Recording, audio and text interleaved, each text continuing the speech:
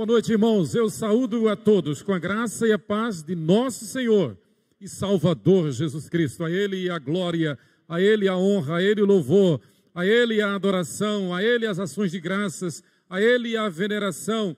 Somente a Jesus Cristo toda honra, toda glória, todo louvor e toda adoração. Ele é o Senhor e cabeça da igreja, e breve voltará para buscar os fiéis e então reinar com a igreja fiel para sempre, por toda a eternidade.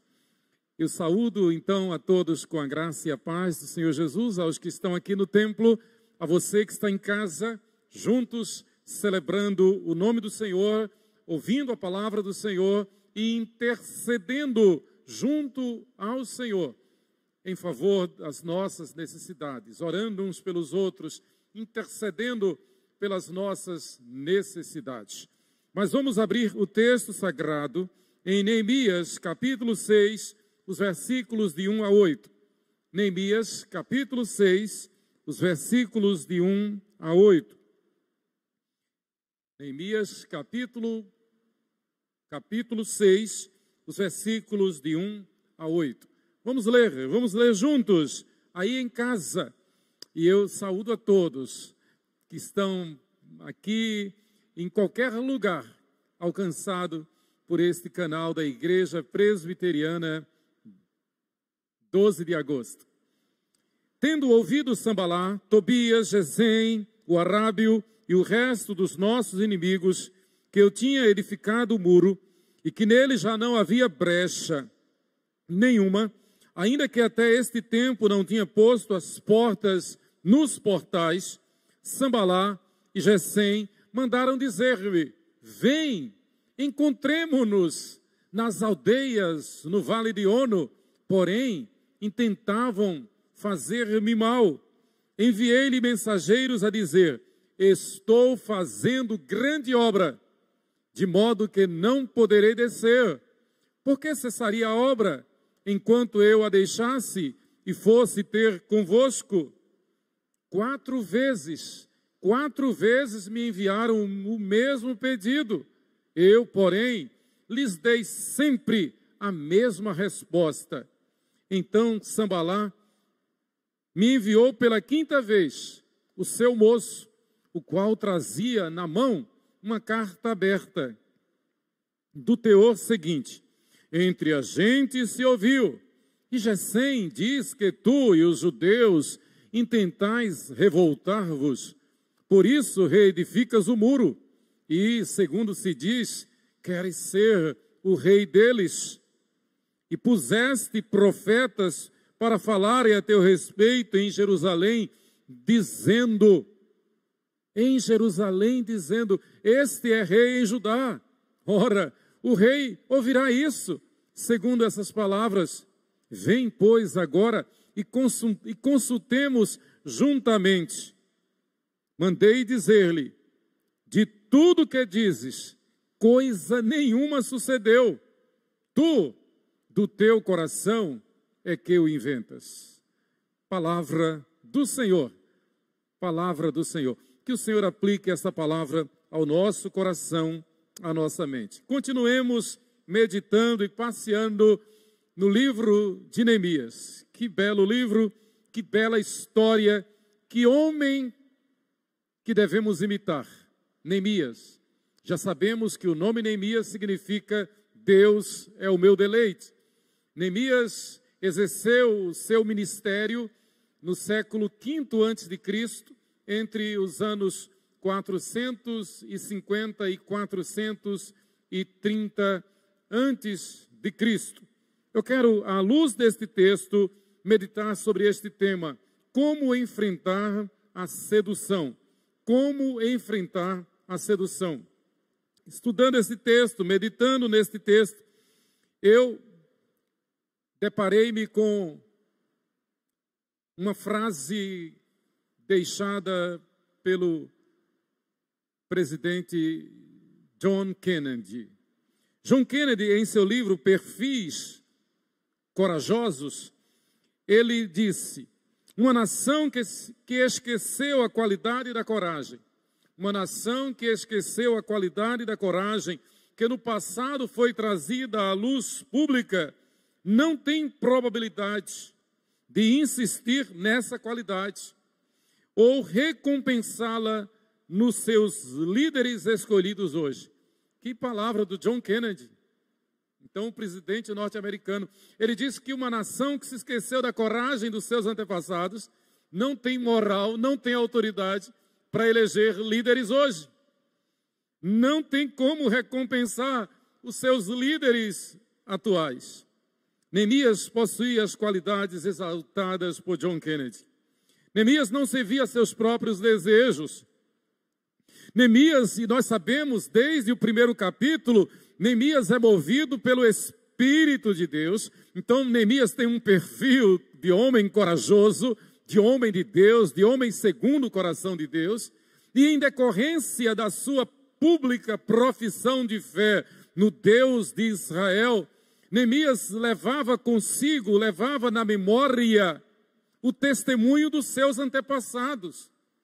Lembra que quando ele dirigiu-se ao rei Artaxerxes, então o homem mais poderoso do mundo naquela época, ele reportou-se ao rei dizendo: olha, eu estou triste, eu estou aflito, porque a cidade, a terra onde estão os sepulcros de meus pais, aquela terra está assolada. A cidade do meu povo, a terra do meu povo está assolada. E naturalmente que Neemias trazia consigo a ideia, a imagem de Abraão, de Isaac, de Israel, de Moisés, de Josué, destes homens dos quais o mundo não era digno. Neemias, como um fiel servo de Deus, ele trazia consigo o testamento, o testemunho de Deus na sua vida. Aqui eu faço um parênteses. Devemos nos lembrar de que a única razão pela qual nós estamos aqui nesta terra é para viver para a glória de Deus.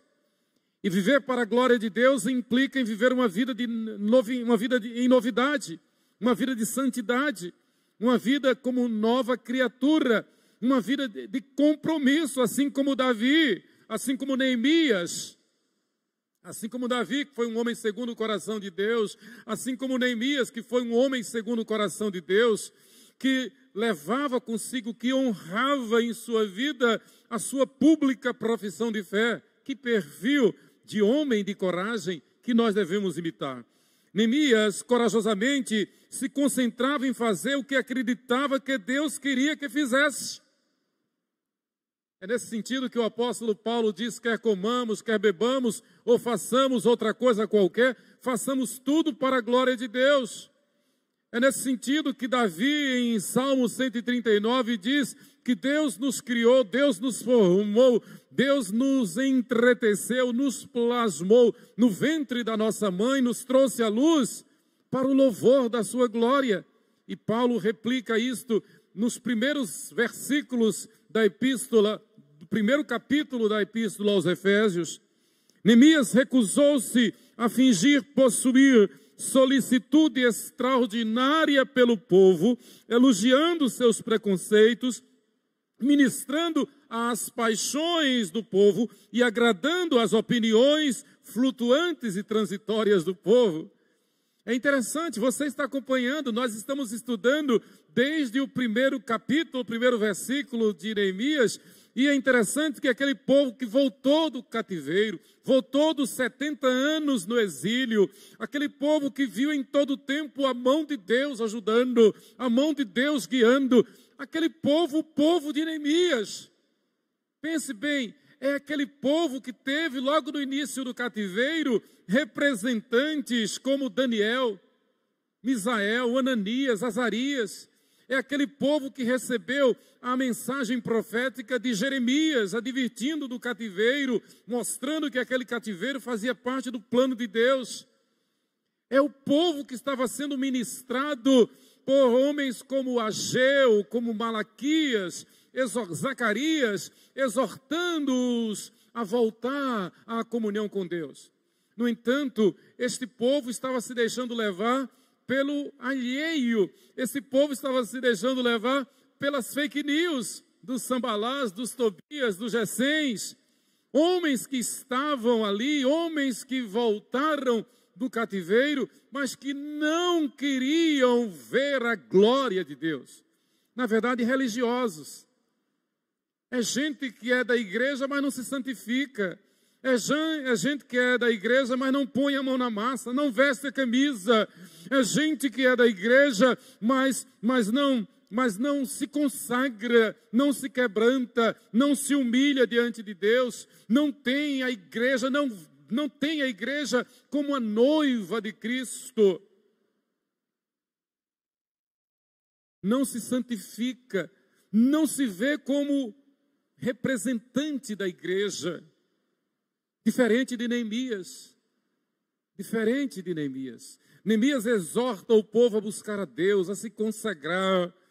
Neemias vive na mesma mensagem do profeta Isaías, 200 anos antes, que já dissera: buscai o Senhor enquanto se pode achar, invocai-o enquanto ele está perto. Vede que se aproxima o dia da redenção. Neemias chama o povo à comunhão com Deus. Ele não vive para agradar o povo. Neemias não exerce o ministério para passar a mão na cabeça do povo de Israel, mas para exortar o povo de Israel a levar Deus a sério. Queridos, nós não somos donos da nossa vontade. A vontade do cristão, a vontade do servo de Deus é antes a vontade de Deus. Nós não devemos fazer o que pensamos, o que gostamos, o que queremos. Devemos fazer somente aquilo que agrada a Deus, aquilo que é da vontade de Deus. Neemias era influenciado somente pela palavra de Deus. Neemias seguia os princípios dados por Deus, em vez de uma política do conveniente ou do politicamente correto. Porque pela tal da da questão do politicamente correto, Neemias estava totalmente errado. Neemias não viveu para agradar o povo, para satisfazer o povo, para fazer a vontade do povo, mas para fazer, nem a sua, mas para fazer a vontade de Deus. Se Neemias tivesse se preocupado consigo, se Neemias tivesse cruzado os braços e imaginado que Deus não intervém, que Deus não pode intervir, Neemias teria ficado lá em Suzã, na Pérsia. Neemias era o primeiro-ministro do homem mais poderoso do mundo, o rei Artaxerxes, na sua época.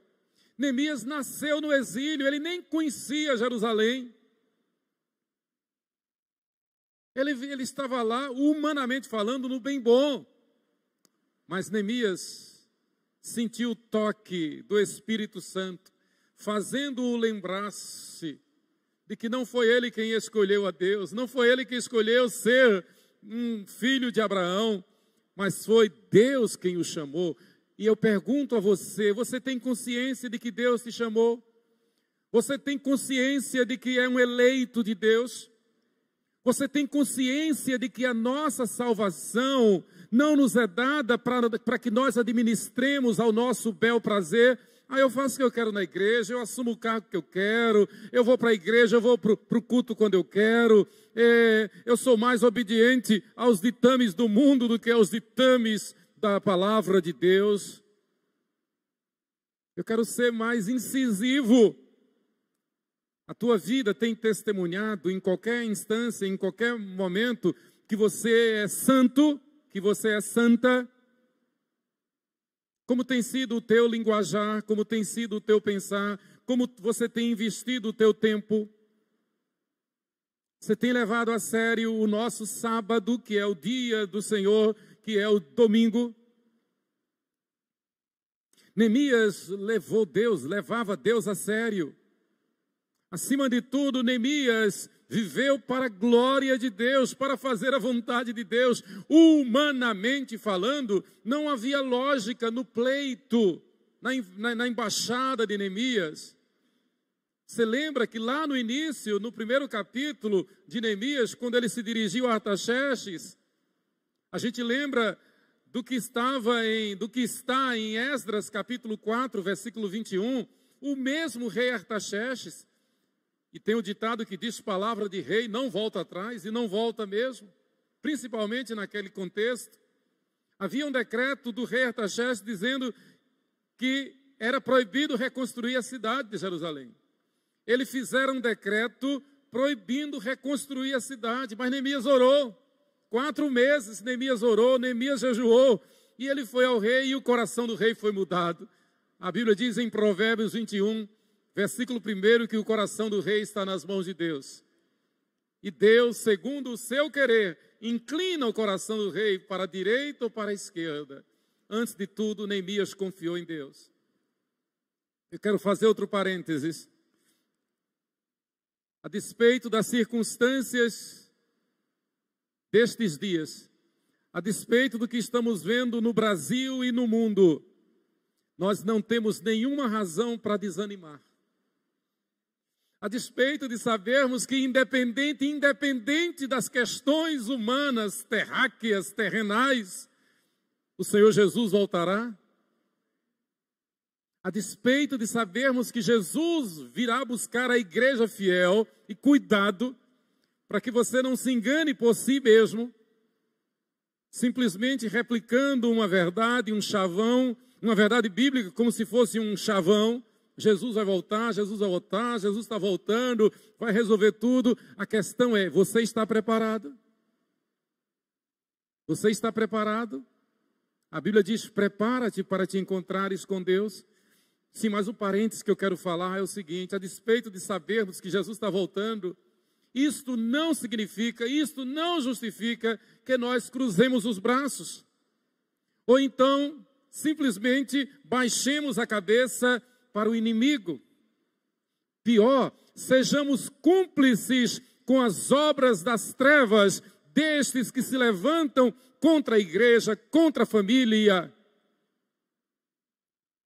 Destes que promovem a destruição da família, destes que promovem o aborto, destes que promovem toda torpeza. Será que você, de alguma forma, apoia quem defende essas obras das trevas?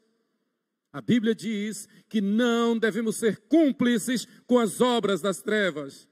Aí tem gente que diz: Jesus está voltando, é assim mesmo. A questão não é essa, a questão é você, eu, a igreja. Você está preparado?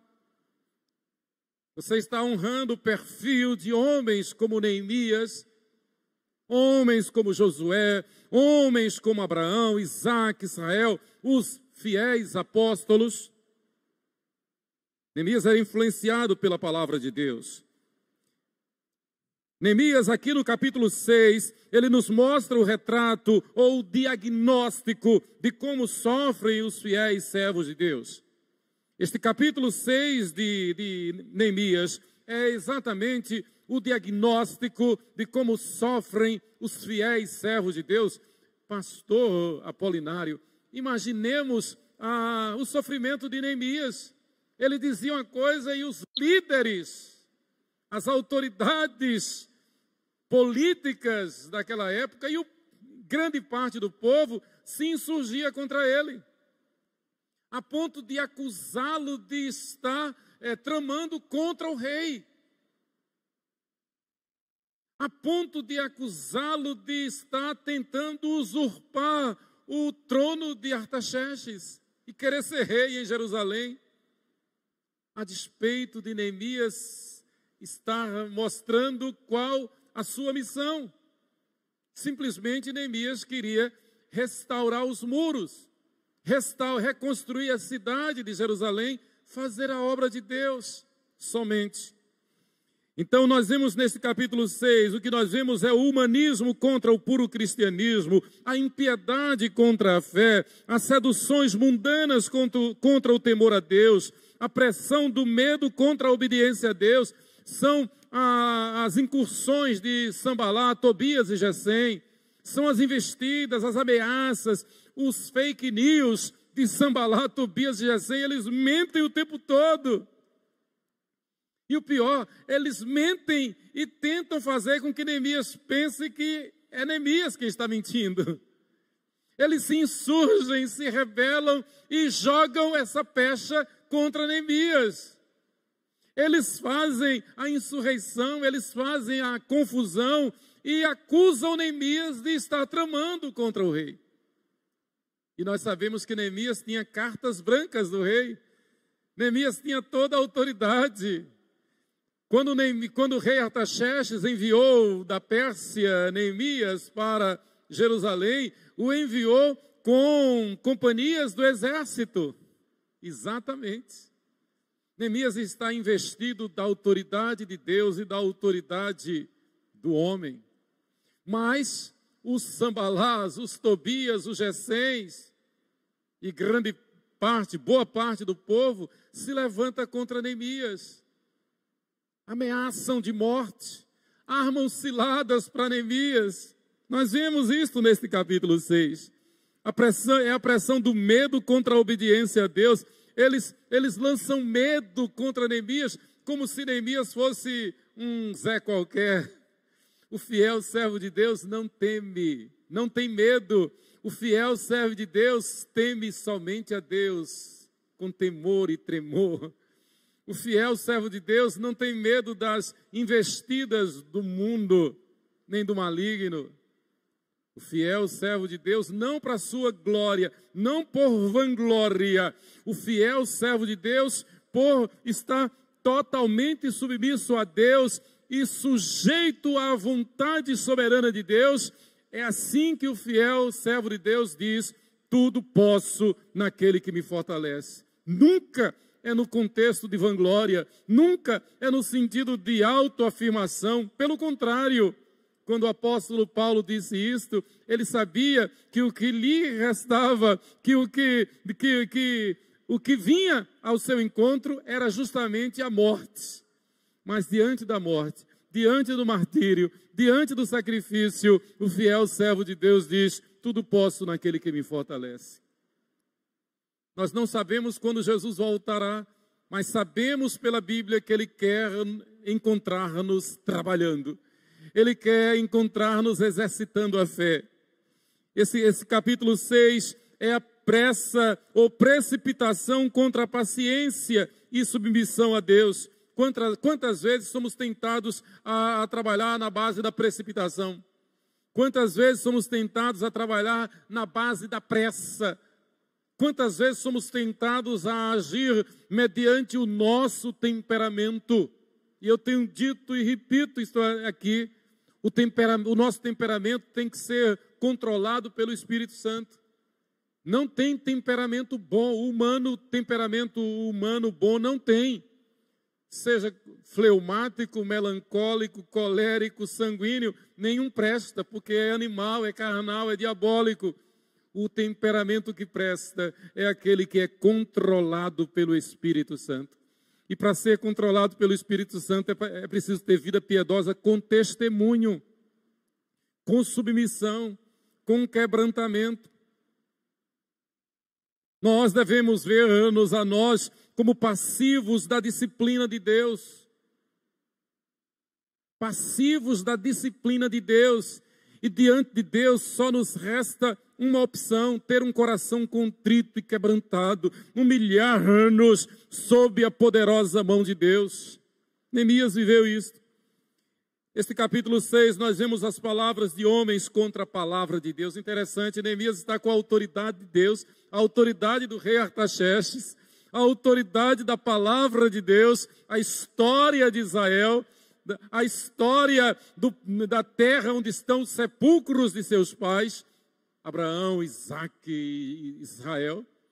Mas aí, aqueles homens, os circunstantes, a opinião pública de então, tem a audácia, tem a coragem de se levantar contra Neemias e dizer que Neemias está agindo por vontade própria, de que Neemias está querendo aparecer, de que Neemias está querendo inventar uma nova moda. Que afronta, que aleive, que falsidade. Queridos, os muros foram concluídos, mas faltavam as portas. As portas tinham que ser folheadas de bronze para poder resistir a qualquer incêndio. Depois você confere Jeremias capítulo 15, versículos 12 e 20. Então, uma cidade que se prezava, ela não tinha apenas portões de madeira, porque o inimigo vinha, tacava fogo e causava um incêndio, abria as portas da cidade. As portas, como nós vemos nos prédios hoje em dia, as portas eram corta-fogo, né? Então, você lembra, em qualquer prédio, nas escadas, tem as portas de ferro, que é justamente para impedir a passagem do fogo. Então, Neemias diz, olha, os muros estão prontos, versículo 1, tendo ouvido Sambalate, Tobias, Gesem, o Arábio e o resto dos nossos inimigos, que eu tinha edificado o muro e que nele já não havia brecha nenhuma, ainda que até este tempo não tinha posto as portas nos portais. Detalhe muito importante, o muro está construído, não tem mais brecha, mas faltam as portas. Na verdade, os melhores comentaristas chegaram à conclusão de que as portas até que estavam prontas, mas precisavam ser folheadas de bronze. Precisava completar. Talvez você pense que esteja pronto para tomar esta ou aquela decisão. Talvez você pense que esteja pronto para casar, para começar um namoro. Talvez o madeiramento esteja pronto, mas falta ainda o término da obra, o folhear de bronze. Folhear de bronze. Falta um toque final. Eu dou graças a Deus, porque a Bíblia nos ensina a esperar em Deus, a confiar em Deus, a temer a Deus e não temer os homens, mas esperar em Deus. Talvez os muros já estejam prontos, as portas estejam no lugar, mas apenas de madeira, falta folhear de bronze. Não tenha dúvida, os que confiam no Senhor são como o monte de Sião, não se abala, não se precipita, não age na pressa, não age a toque de caixa, não age de forma apressada, mas espera em Deus, descansa em Deus, e Deus revela o tempo e o modo de agir. O nosso sonho toda a vida foi morar em casa. É bom morar em apartamento, mas o nosso sonho, o meu e de Sheila, toda a vida foi morar em casa. Surgiu então a oportunidade de nós termos um apartamento, e Deus nos deu um apartamento lá em Betim, Grande Belo Horizonte. Uma bênção, um apartamento lindo, na região mais nobre de Betim. Mas o projeto, então, era vender o apartamento lá e comprar um apartamento aqui. Está ali o nosso corretor por excelência, Banks, que conhece essa história. E a ideia era essa, vender lá e comprar um apartamento aqui. Quase que a gente comprou alguns, a gente se apaixonava, tal, condição. Mas a gente orando. Até que num belo dia surgiu a oportunidade de conhecer um terreno e comprar um terreno e começar a construir a casa. E se Deus quiser, se Deus permitir, nós vamos morar naquela casa. Mas o que eu e Sheila, a gente sempre comenta é que em todos os momentos que a gente quase fechou o negócio para comprar um apartamento, na verdade o sonho era casa, a gente ia orar e Deus fechava a porta. Até que num determinado momento Deus abriu a porta para que nós, sem pressa, sem vexame, sem apavoramento, a gente pudesse comprar um terreno. Em todas as áreas da vida é assim. Jovem, você quer casar, precisa casar, e eu oro pelo teu casamento. Eu oro pelo teu casamento. Graças a Deus por aqueles que já entenderam a direção de Deus. Submetam-se à direção de Deus. Esperem Deus. Esqueçam os Sambalás, os Tobias, os Gesems, os Arábios, os Amonitas. Sempre vai se levantar alguém querendo colocar dificuldade, querendo colocar empecilho. Eu me lembro que na pesquisa do imóvel, quanta gente, quantos corretores, bem, que apareceram dizendo, como que dizendo, vocês têm que morar nesse apartamento. Mas não é a palavra do homem, tem que ser a palavra de Deus. Espere em Deus, confie em Deus. Sambalá, Tobias e Gesem representam o humanismo contra a fé, representam o secularismo, e o secularismo ou humanismo diante da fé é pessimismo. Repito, o humanismo, o secularismo, ou qualquer ideologia humana diante da fé, chama-se pessimismo, derrota. E se trouxer para o campo religioso, é mera religião. Não é verdadeira espiritualidade. Não é fé em Deus. Tem muita gente que está na igreja, mas não pelo temor do Senhor, não por obediência à palavra de Deus, mas por conveniência, por tradição, como qualquer religioso de qualquer religião. E ainda diz, não, as coisas são assim mesmo, deixa a vida me levar, fazendo a sua vontade. É diferente. O fiel servo de Deus, como Neemias, não faz a sua vontade, mas a vontade de Deus. Vejam que armação. Estes homens, Sambalá, Tobias e Gesem, eles convidam Neemias para uma conferência. Que audácia, que petulância. Neemias, o governador, Neemias, o preposto do rei Artaxerxes, Neemias com cartas brancas do rei, Neemias que está guarnecido por companhias do exército da Pérsia. Aí vem esses três agentes do inimigo, esses três secularistas, e eles têm a audácia de convidar Neemias para uma conferência no Vale de Ono. Qualquer semelhança não é mera coincidência. Ono. No Vale de Ono. Está aqui no texto, versículo 2. Sambalá e Gesem mandaram dizer-me, vem, encontremo-nos nas aldeias, no Vale de Ono. Porém, tentavam fazer-me mal. Neemias não era bobo. Neemias andava com Deus. Neemias orava. Quem anda com Deus, quem ora, tem a mente de Cristo. Tem a revelação do Espírito Santo. Tem o discernimento que Deus nos dá.